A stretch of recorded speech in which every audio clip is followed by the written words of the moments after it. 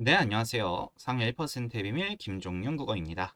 자, 오늘은요, 교재 67페이지입니다. 67페이지에 성찰과 반성이라고 하는 주제를 소개하고 있습니다.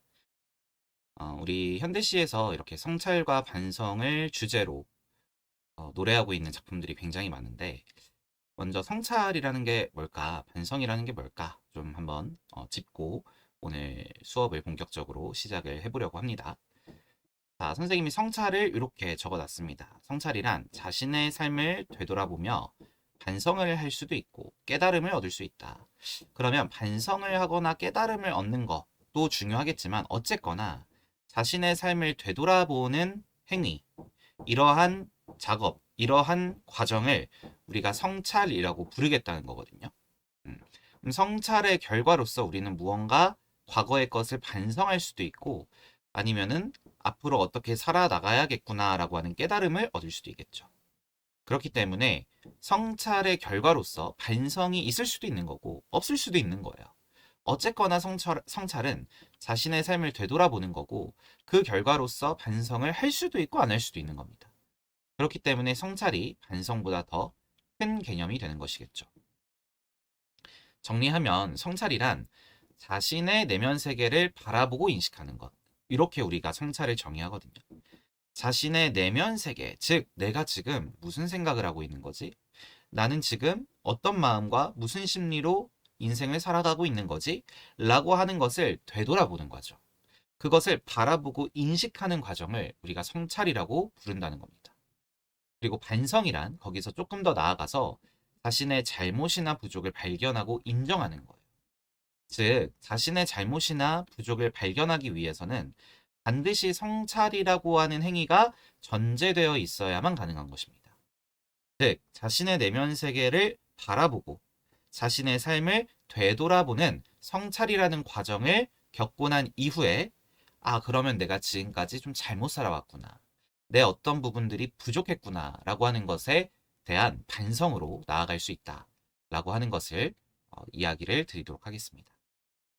이런 성찰이나 반성을 담고 있는 시에서는 보통 부정적 현실이나 부정적 자아인식이 전제되는 경우가 많습니다. 첫 번째, 부정적 현실. 너무 잘 나가요. 지금 살아가고 있는 이 현재의 삶이 너무 만족스럽습니다. 아, 돈도 많고요. 성공했고요. 결혼도 잘했고요. 자식들도 너무 예뻐 주겠고요. 너무 행복해요. 현실이 부정적이지 않으면 인간은 성찰하기 힘듭니다. 그래서 성찰을 하고 있다는 건 예를 들면 성적이 안 나왔거나 여자친구랑 헤어졌거나 부모님이 돌아가셨거나 기타 등등등 열심히 돈을 벌고 싶은데 취업을 못하고 있거나 이런 부정적 현실 속에서 자기 자신을 성찰하게 되는 거거든요. 그래서 부정적 현실이 전제되는 경우가 많다. 그 다음에 부정적 자아인식. 솔직히 까놓고 말해서 현실은 나쁘지 않을 수도 있어요. 현실은 되게 만족할 만한 현실이에요. 그런데 부정적 자아인식을 가지고 있으면 뭔가 좀 잘못됐다. 난 누구지? 내가 뭘 하면서 살아가고 있는 거지? 라고 하는 자기 자신과의 대화가 필요하죠. 이게 바로 성찰입니다. 그래서 나의 모습을 그대로 비추고 반영하는 이 거울이라는 소재가 문학작품 속에 등장하고 있다면 지금 이거 보고 있잖아요. 거울을 본다는 건 뭐냐? 자신의 내면 세계를 응시하는 것을 이야기하는 겁니다. 내 내면 세계를 응시한다는 건 나의 본능, 나의 욕구, 내면에 숨겨져 있는 본능이나 욕구일 가능성이 높겠죠. 이런 것들을 솔직하게 응시하는 과정입니다. 그래서 이 거울이라고 하는 게 나왔다면 내면 세계를 인식하는 것, 즉 성찰을 하고 있을 확률이 높습니다. 이때 우리가 거울이라고 하는 것은 바로 자아 성찰의 뭐라고 부르죠? 매개체라고 부르게 되는 거죠. 네. 자아 성찰의 매개체가 거울이라고 하는 소재를 통해서 아주 반복적으로 드러나는 것을 우리가 이 필수 작품들을 통해서 확인해 볼 겁니다. 앞으로 작품 하나씩 이렇게 총 4개의 작품을 한번 배워보도록 하겠습니다. 자, 오늘은 그 중에서 첫 번째 작품, 이상의 거울이라고 하는 작품입니다. 자, 먼저 일시정지를 해주시고 여러분들이 뽑아낼 수 있는 정보들을 스스로 먼저 최대한 다 뽑아내는 겁니다. 그 다음에 선생님의 강의를 들어보시기 바랍니다. 자, 제목부터가 거울입니다. 아까 거울이라고 하는 소재의 역할은 이런 것들이 될 확률이 높아라고 하는 거 선생님이 정리를 해줬습니다. 이 시에서도 마찬가지인데요. 네, 시를 보니까요. 우선 굉장히 특이한 지점이 하나 있죠. 네, 띄어쓰기를 안 하고 있습니다. 띄어쓰기를 안 하는 거 바로 낯설게 하기 기법이라고도 하고요. 초현실주의 기법이다 이렇게도 얘기합니다. 뭔가 사람들이 일반적으로 관용적으로 해오던 것들을 일부러 비틀어 버리는 거예요. 그러면 어떤 효과가 나요? 독자들로 하여금 뭔가 낯설어, 낯섦이라고 하는 이 감정을 느끼게 만들죠. 그러면서 무언가 의식의 전환이라던가 어떤 생각, 말하고자 하는 거죠. 이 작가가 작품을 통해 어떤 말하고자 하는 바 이런 것들을 독자들로 하여금 유도하게끔 만드는 효과가 있습니다. 이런 것들이 일부러 관용적으로 관습적으로 해오던 것들을 비틀어 표현함으로써 독자들에게 무언가 이상한 기분을 느끼게 만들어 버리겠다는 겁니다. 이 시에서도 마찬가지인데요. 이 시에서는 왜 띄어쓰기라고 하는 기법을 띄어쓰기도 기법이긴 하죠. 네, 띄어쓰기라고 하는 것을 왜 사용하지 않는 초현실주의 기법을 사용했느냐라고 했을 때 이 시의 주제가 자아 간의 분열과 자아 간의 단절을 노래하고 있는 시란 말이에요. 잡으셨나요, 혹시? 네, 이것들을 효과적으로 표현하려고 하다 보니까 뭔가 이 자아 분열, 자아 단절이라고 하는 이 답답함, 괴로움 이런 감정들을 효과적으로 표현하기 위해서 일부러 띄어쓰기를 안 했다는 겁니다. 네, 그런 포인트 잡아줄 수 있겠고요. 자, 1년부터 한번 시를 이제 독해해 보도록 하겠습니다. 거울 속에는 소리가 없어. 저렇게까지 조용한 세상은 참 없을 것이오. 자, 그럼 거울 속이라고 하는 세상을 조용한 세상이라고 표현했고요. 조용한 세상이라고 표현한 이유는 바로 소리가 없기 때문에 그렇습니다. 그러면 1년에서는 거울 속이라고 하는 세상을 인식했습니다.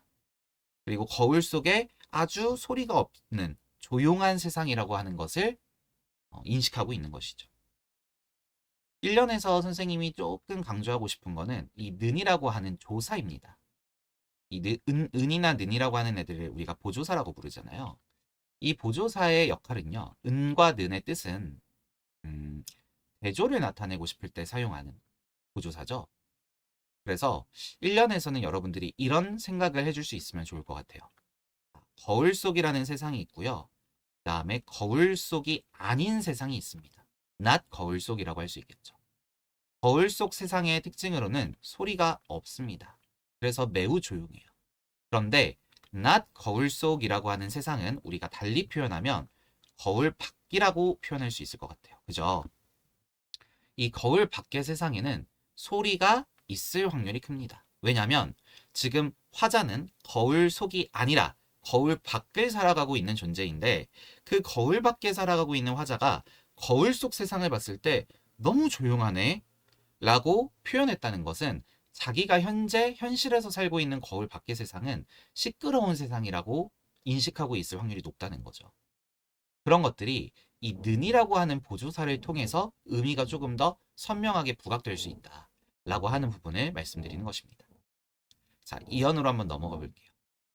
거울 속에도 내게 귀가 있어. 자, 이번에는 특이하게 도라고 하는 보조사를 사용하고 있습니다. 그러면 거울 속에도 귀가 있는 거고 거울 밖의 세상에도 귀가 있는 것이 되겠죠. 자, 그런데 그 귀를 뭐라고 설명했냐면 딱한 귀라고 표현했고요. 왜 딱하다고 표현했냐면 내 말을 못 알아듣기 때문에 딱하다라고 표현을 했습니다. 그러면 이연에서는 거울 속 세상과 거울 밖 세상에 공통점 하나, 차이점 하나가 드러났습니다. 공통점 하나, 차이점 하나. 그러면 공통점은 뭡니까? 바로 귀가 존재한다는 게 거울 속 세상과 거울 밖 세상의 공통점이죠. 자, 그런데 차이점이 뭐냐면 거울 속의 세상에 귀가 있지만 내 말을 알아듣지는 못합니다. 그걸 우리가 조금 멋들어진 말로 소통이 단절되어 있다. 이렇게 표현할 수 있겠죠. 분명히 거울 속에 나도 귀를 가지고는 있어. 그렇지만 내가 거울 밖에서 하는 말을 알아듣지는 못하는 단절돼 버린 상태라는 겁니다. 그렇기 때문에 딱한 귀라고 하는 정서와 심리가 직접적으로 제시될 수 있는 것이죠. 당연히 이때 딱 하는 부정의 감정이기 때문에 동그라미보다는 세모로 처리해주면 조금 더 눈에 확 들어올 수 있을 것 같습니다. 자, 그 다음에 1년에서 소나 오라는 어미를 썼고 2년에서도 소나 오라는 종결 어미를 사용하고 있네요. 그러면 종결 어미의 반복이라고 얘기할 수 있을 것이고요. 그 다음에 유사한 통사 구조가 반복되고 있다. 이렇게도 정리를 할 수가 있겠습니다. 자, 3년으로 넘어가 보겠습니다. 거울 속에 나는 왼손잡이요. 내 악수를 받을 줄 모르는 악수를 모르는 왼손잡이요. 자, 그러면 거울 속에 나는 왼손잡이라고 했고 그러면 거울 밖에 나는 무슨 손잡이가 되는 겁니까? 네, 오른손잡이가 되겠죠. 그래서 아무리 오른손잡이인 사람이 거울 속에 나하고 악수를 하려고 해도 아시죠? 거울에 비친 나는 왼손을 이렇게 왼손잡이인 모습으로 보이게 되죠. 그렇기 때문에 악수를 받을 줄 모르고 악수를 할 줄 모르는 겁니다. 그렇다고 한다면 악수는 뭐를 뜻하는 겁니까? 바로 거울 속의 자와 거울 밖의 자를 연결해주고 또 소통할 수 있게 해주는 것이 악수입니다. 그런데 그것이 부재되어 있는 그것을 할 수 없는 상태라고 하는 것이 3년에 들어가 있겠네요. 그러면 3년에서는 이 악수를 할 수 없는 상황에 대한 정서와 심리가 직접적으로 제시되어 있지는 않지만 1년과 2년을 연결해서 3년을 읽어봤을 때 여기서 화자가 느끼는 심리는 뭐라고 정리할 수 있겠습니까? 바로 안타까움, 그 다음에 답답함 정도가 될 것 같아요. 그죠? 자, 사연입니다. 거울 때문에 나는 거울 속의 나를 만져보지를 못하는 구려마는. 네, 이게 바로 무슨 의미입니까? 악수를 할 수 없다는 의미가 되겠죠. 거울 때문에 이때 나는 거울 밖의 자아가 될 것이고 이때 나는 거울 속의 자아가 되겠죠.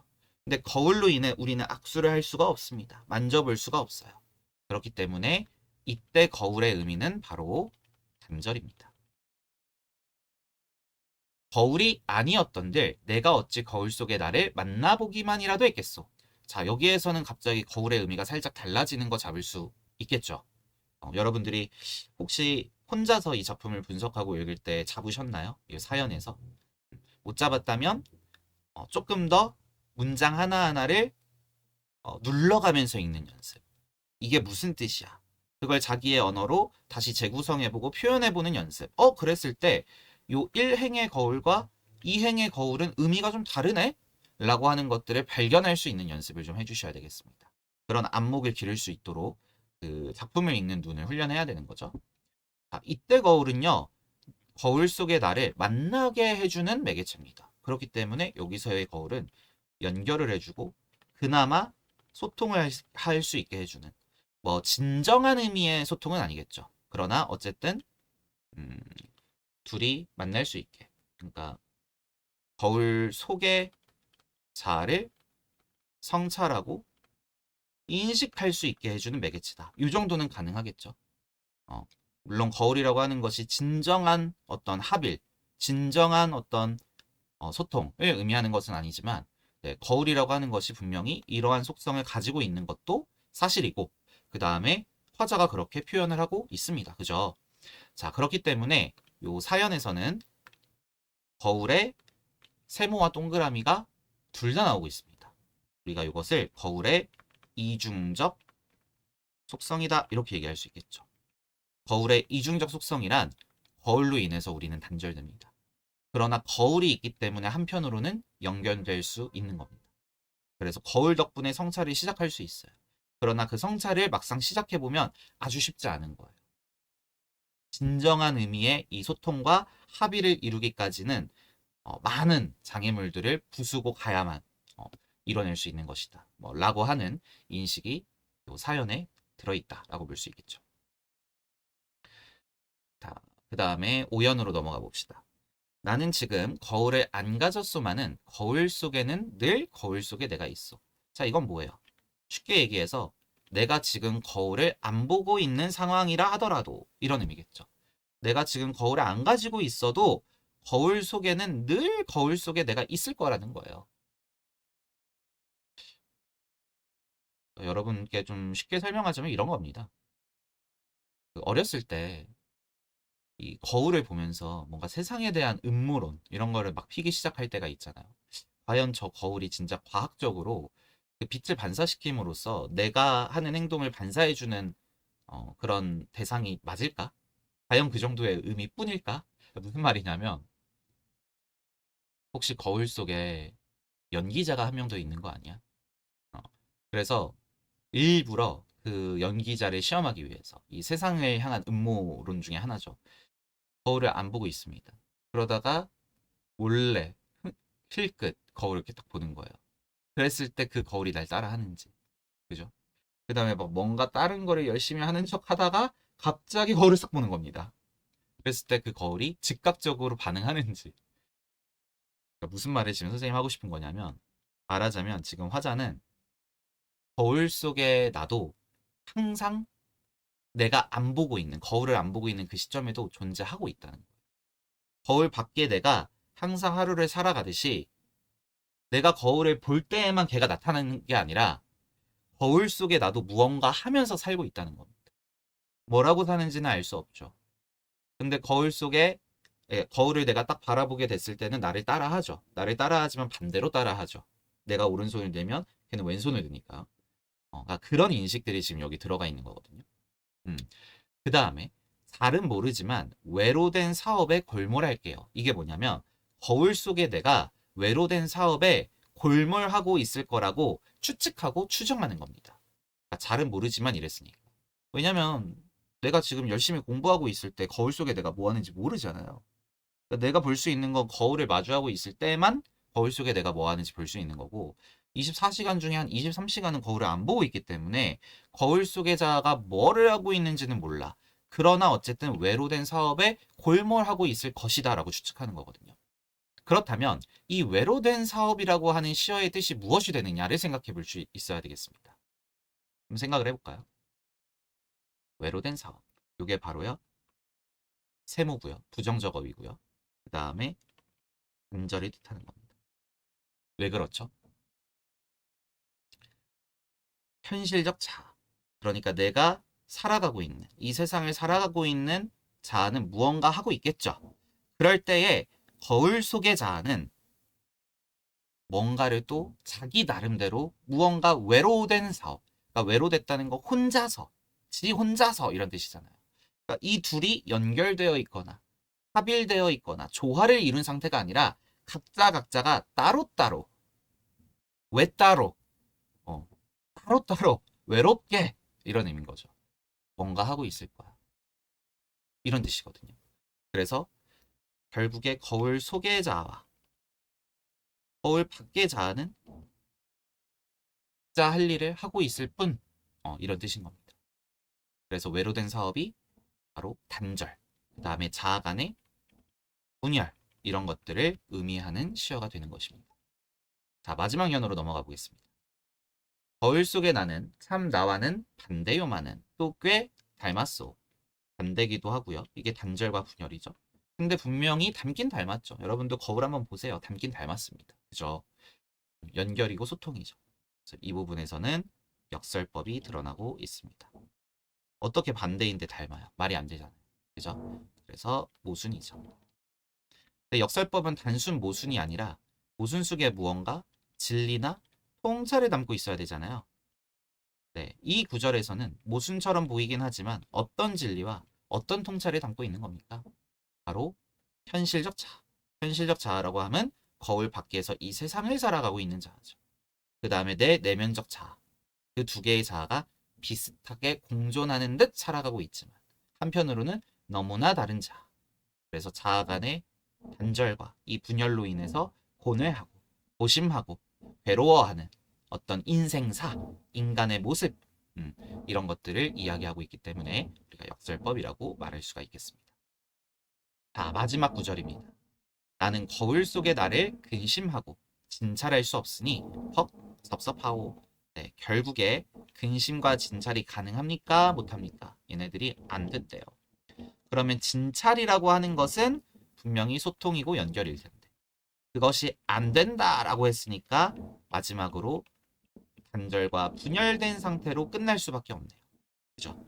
그렇기 때문에 섭섭하다라고 하는 이러한 정서, 감정, 심리가 직접적으로, 발음이 왜 이렇게 어려워? 직접적으로 제시되면서 시가 마무리되고 있습니다.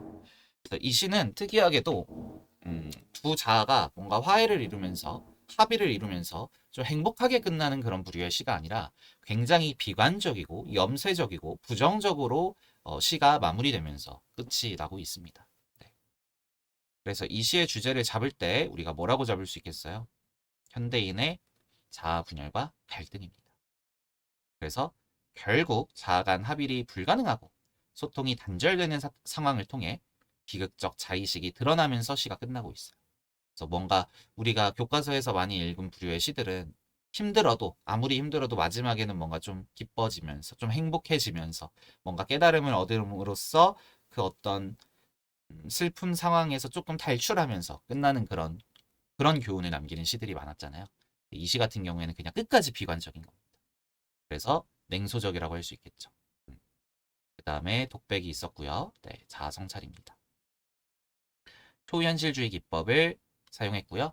그 다음에 의식의 흐름 기법. 의식의 흐름은 쉽게 얘기해서 생각나는 대로 그냥 쭉 썼다 이거예요. 그래서 의식의 흐름 기법은 이 이상이라고 하는 작가를 설명하는 굉장히 뗄래야 뗄 수 없는 관계의 어떤 그런 사이라고 할 수 있겠는데요. 이상이라고 하는 작가가 쓴 시나 수필들을 보면 대부분 다 의식의 흐름 기법으로 사용이 되고 있습니다. 의식의 흐름 기법은 이렇게 설명할 수 있습니다. 조금 논리력이 좀 떨어져요. 뭔가 선후관계나 인과관계가 착실하게 진행되고 전개되는 게 아니라 그냥 생각나는 대로. 예를 들면 이런 거예요. 개구리. 커피를 먹어서 초코파이를 똥 쌌어. 약간 이런 느낌. 뭔 말인지 알겠어요. 그러니까 뭔가 말 그대로 생각나는 대로. 화장품이 모자가 되어서 목도리를 샀어. 뭐 이런 느낌 있잖아요. 그러니까 좀 말이 안 돼요. 그래서 약간 정신병 있는 사람이 있었나? 이런 느낌이 드는 걸 우리가 의식의 흐름 기법이라고 합니다. 알아두시면 되겠고요. 자동기술법이라고도 해요. 그러니까 생각나는 대로 그냥 자동적으로 썼다, 기술했다, 뭐 이런 뜻입니다. 그래서 현대인의 불안과 갈등 양상을 드러내고 또 자아의 모순성을 드러내고 있는 작품이다. 이렇게 정리를 할 수가 있겠습니다. 네, 마지막으로 거울의 역할 다시 한번 정리를 해보겠습니다. 문학 속에서 거울이란 화자의 욕망과 내면을 투영하는 장치입니다. 내 숨겨져 있는 본능, 욕망, 이런 것들이 거울 속 자아를 바라볼 때 발현이 됩니다. 즉, 거울 밖을 살고 있는 자아는 우리가 현실적 자아, 혹은 일상적 자아, 혹은 외적 자아라고 해요. 근데 여러분 아시죠? 이 현실을 살아가기 위해서는 어느 정도 가면을 쓰는 게 좀 필요합니다. 우리 페르소나라고도 부르는데 어느 정도 가면을 쓰고 역할극 놀이를 해야 될 때가 있잖아요.